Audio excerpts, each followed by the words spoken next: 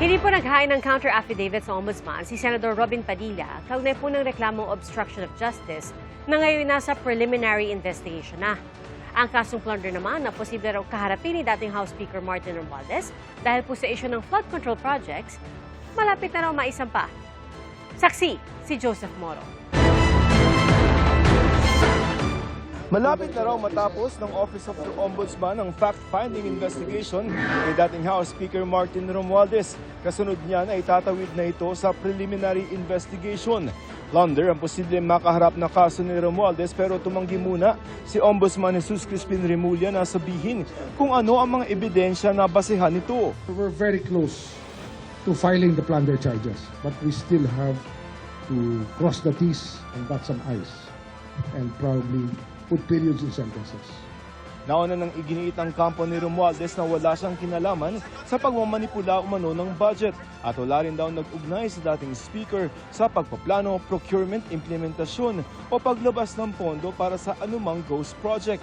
Pati daw ni Ombudsman Jesus Crispin Remulla na marami na ang naiinip at naghahanap ng mga malalaking isda na makakasuhan.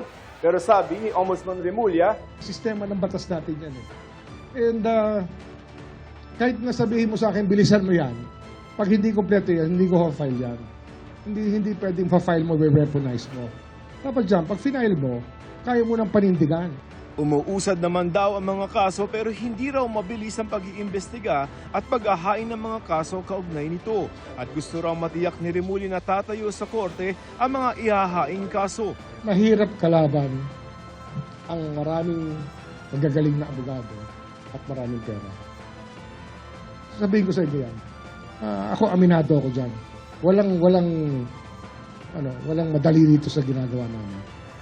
Nasa preliminary investigation naman ng Ombudsman kaugnay ng inihain ng Grupong Tindig Pilipinas na obstruction of justice kina Senador Alan Peter Cayetano, Senador Robin Padilla at dating Senate Sergeant at Arms Mau Aplasca.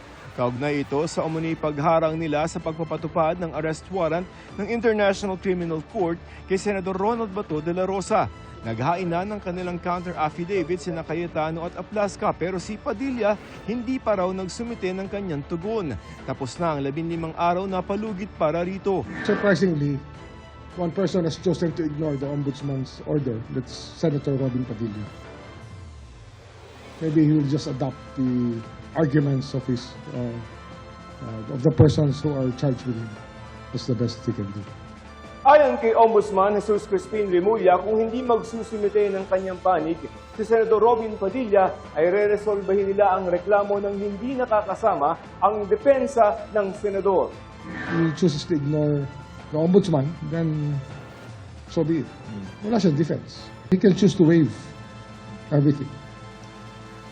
It looks like he has chosen to waive it.